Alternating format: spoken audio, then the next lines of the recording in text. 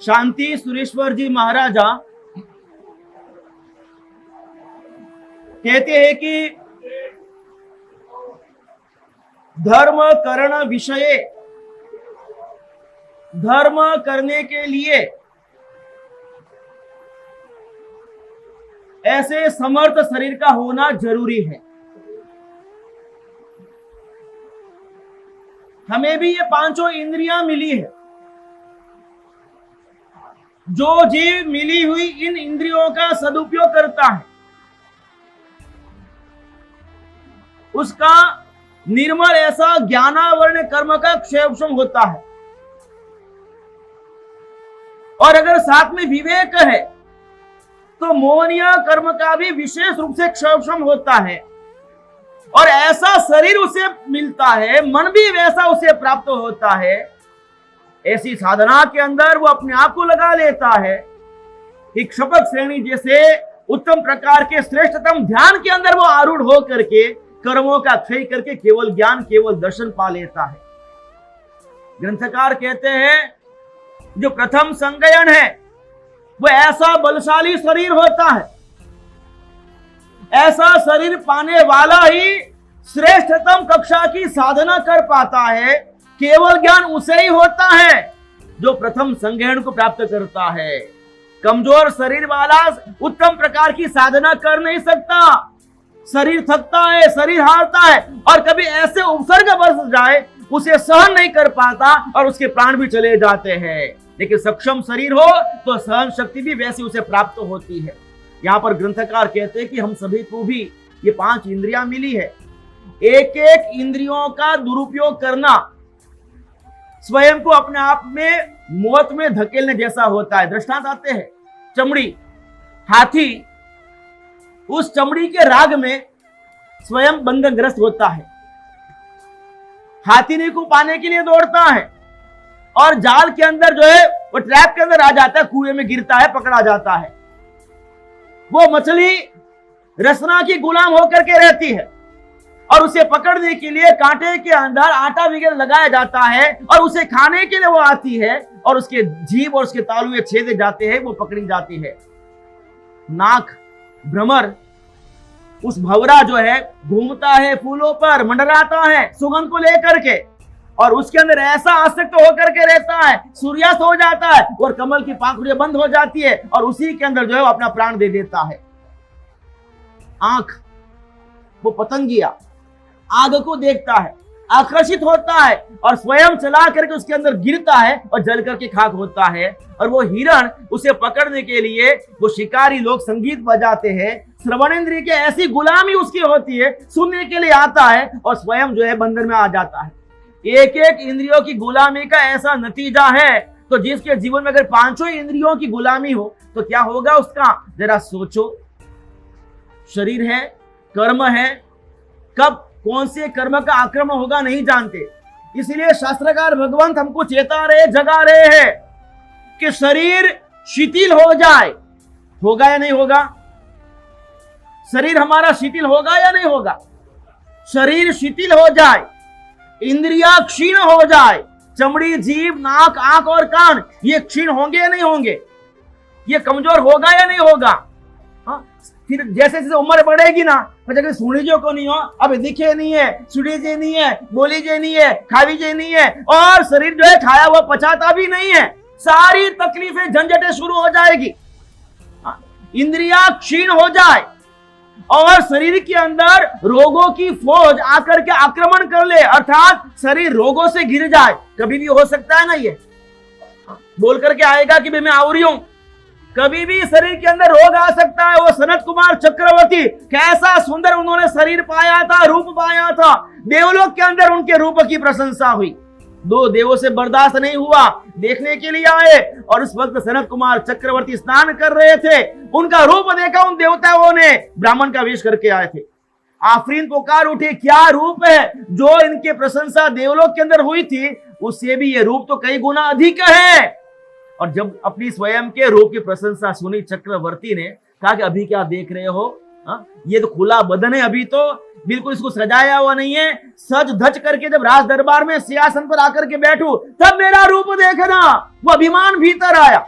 और सज धज करके जाकर जब सिंहासन पर बैठे और वही देवता ब्राह्मण का रूप लिए आए, जैसे ही चक्रवर्ती का शरीर देखा थू थू करने लगे। कुछ समय पहले जिस रूप की प्रशंसा कर रहे थे, कुछ क्षण के बाद, कुछ समय के बाद उसी रूप को देख करके थूक रहे, थू थू, ये क्या है? क्यों क्या हुआ? आपका शरीर तो महारोगों से घिरा हुआ है। और सच में थूक वगैरह के द्वारा जब चक्रवर्ती ने परीक्षण करवाया, पता चल गया कि महारोग इस शरीर के अंदर आ चुके हैं। और चक्रवर्ती ने 6 खंड का साम्राज्य छोड़ दिया, निकल गए साधना करने के लिए। हमारे जीवन में भी वो घड़ी आ सकती है, रोग हमारे शरीर में कभी भी लागू हो सकता है। शरीर शिथिल हो जाए, इंद्रियां कमजोर हो जाए, शरीर में रोगों की फौज आ जाए, उसके पहले ही चेत जाना चाहिए धर्म करने के लिए। अक्सर बोलते भी धर्म करे करनो,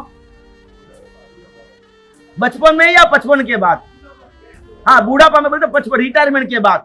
जरा सोचो कि युवान अवस्था के अंदर आप अच्छी तरह से धर्म कर सकते थे या आज ज्यादा अच्छी तरह से कर सकते हो? जब शरीर सक्षम हो, समर्थ हो, उस वक्त हमने धर्म किया नहीं। और जब धर्म करने का मन बना है तब शरीर साथ देता नहीं। कासारे स्फुटिते जले प्रचलिते पाली कथम बध्यते। शांत सुधारस ग्रंथ के अंदर महामहोपाध्याय विनय विजय जी महाराजा कहते हैं, वो पानी पाल तोड़ करके निकल जाए, बह जाए, फिर जो पाल बांधने के लिए जाओ उसका क्या मतलब है? पानी चला जाए उसके पहले पाल बांध देना चाहिए। इसीलिए ग्रंथकार कहते हैं कि जो शरीर हमें मिला है, आज जैसा भी मिला है, जितना भी वो आराधना के अनुकूल है, उसका पूरा कष्ट निकालना चाहिए।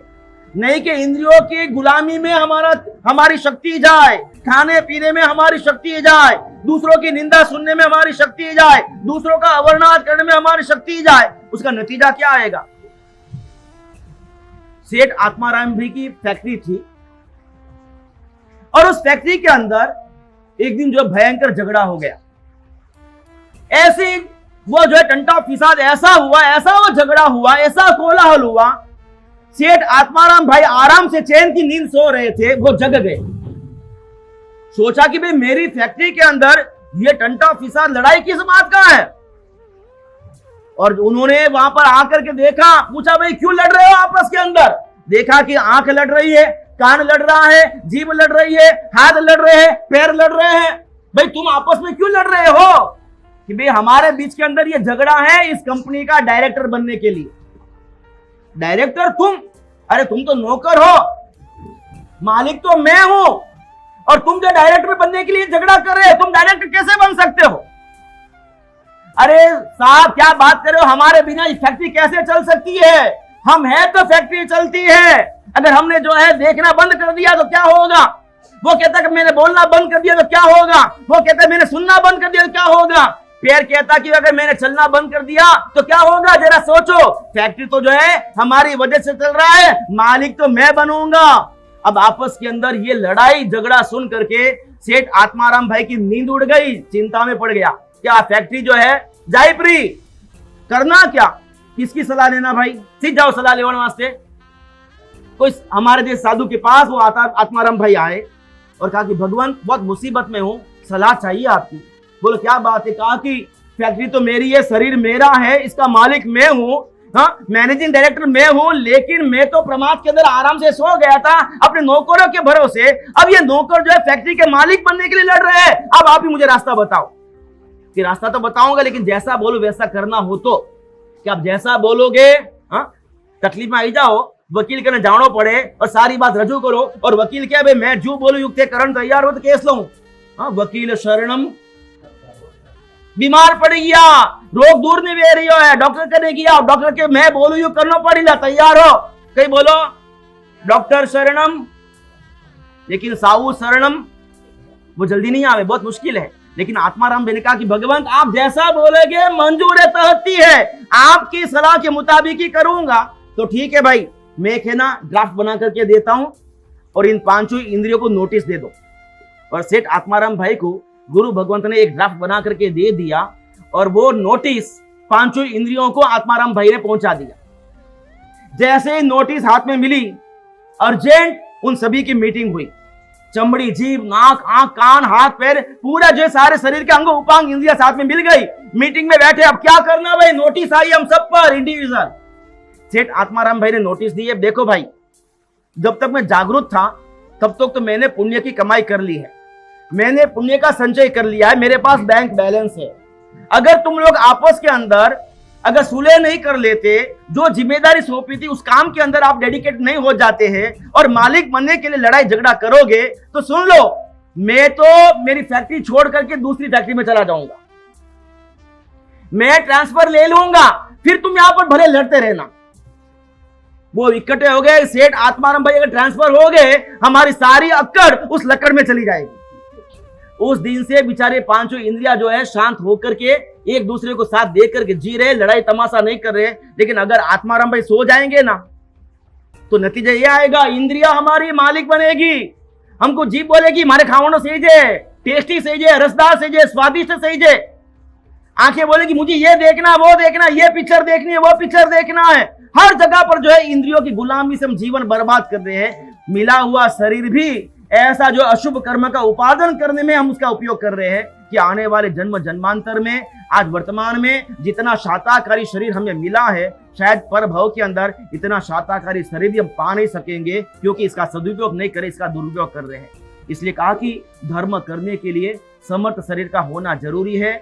मेघ कुमार मुनि ने दीक्षा ली, राजपुत्र थे, दुर्ध्यान किया, भगवान के पास गए और भगवान ने जब उनको कहा कि मेघ तुमने जो चिंता की रात को दुर्ध्यान किया वो ठीक नहीं किया, बोध प्राप्त हुआ और देखा कि सच में मैंने बहुत बड़ा अपराध किया, गलत सोच करके संकल्प किया। क्या संकल्प किया था? भगवान इन आंखों को छोड़ करके मेरा समग्र शरीर मुनियों की सेवा वयावश में लगा दूंगा। क्यों? आंखें ऐसी है जो जैना का साधन है, इसकी हिफाजत करना जरूरी है। अगर आंखें अच्छी है तो सब कुछ बहुत कुछ अच्छा हो सकता है, अगर आंखें सही नहीं है तो चाहते हुए भी कुछ नहीं कर पाते हैं। इसलिए ऐसे शरीर के द्वारा हम इसका सदुपयोग करें ताकि मिला हुआ यह शरीर धर्म रत्न की प्राप्ति में सहायभूत बने। इस प्रकार दूसरे गुण के बारे में ग्रंथकार ने हमें समझाया है।